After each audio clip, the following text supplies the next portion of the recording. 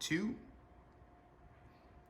Hello, everyone, and welcome back to the Life Administration Podcast. In this case, another mini cast. This one about putting together a life plan. As we discussed in the main podcast episode, we're looking for a Goldilocks version, not too detailed, but not too vague either. So I'm pardoning any problems with the camera because my cameraman has had 5 cups of coffee this morning. Let's just jump right in. So first thing to do is list those things that you want to do, whether or not you want to be an astronaut or an accountant, whether or not you want to get married, whether or not you want to have children, all of those things that you want to have, like whether or not you want to retire early. Just figure out all of those main goals that you have in life. You want to travel, write them all down.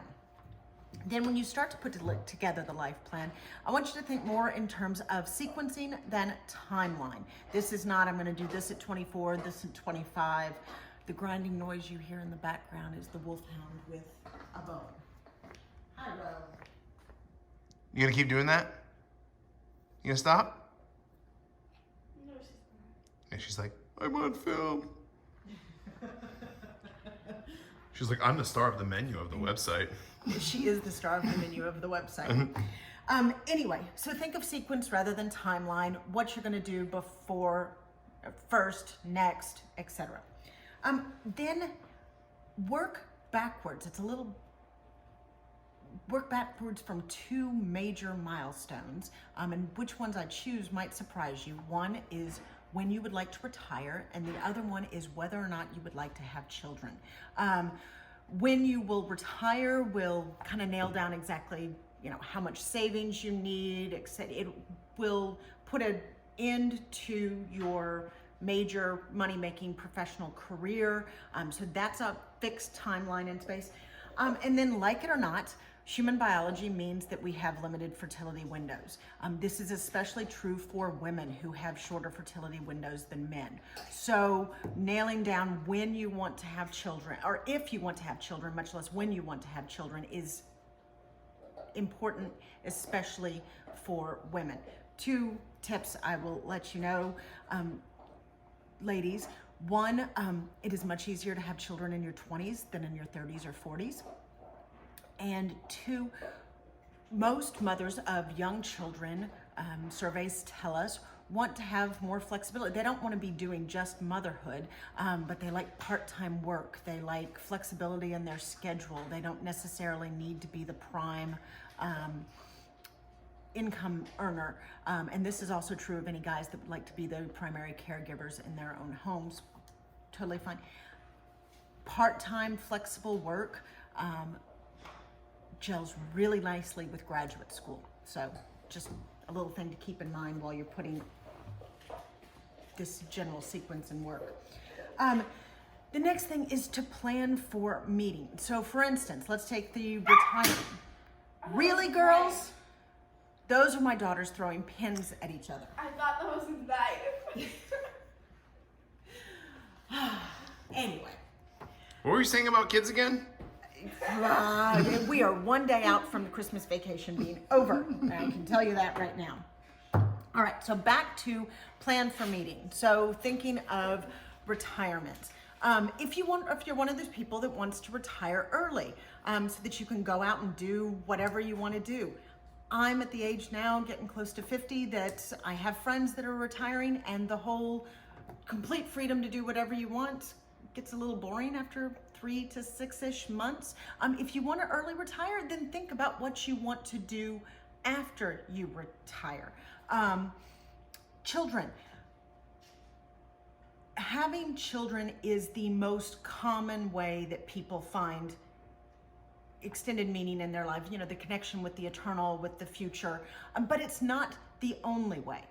That said, if you choose not to have children, then you've lost that easy, regular connection to meaning, and you're going to need to put a little bit of that in your life plan. You're going to need to figure out what you're going to do that's going to be kind of beyond yourself. Furthermore, if you're not going to get married or have children, if that's not interesting you, then you're going to want to be a little more proactive about maintaining your local community and your own family, because some of the extended family that those of us with families get won't come naturally. So how you set up some of this, how you set up your milestones will determine some of the extra gaps that you'll see in your life plan, and then you can kind of start to fill those in together. I also, as a final piece of advice, recommend talking to somebody 10 years older than you are, 20 years older than you are, who is doing things kind of the way that you would like to do. I'm going to ask them for advice and what they would have done differently and what they're really glad they did a certain way.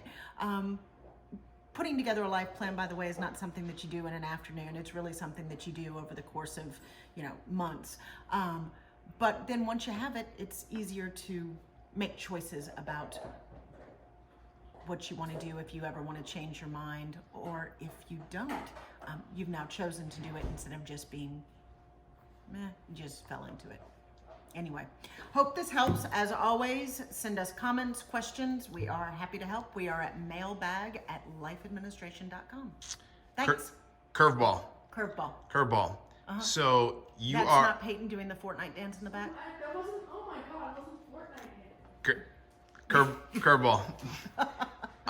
Sometimes when people make plans, things go awry, and there needs to be grace for adjustment.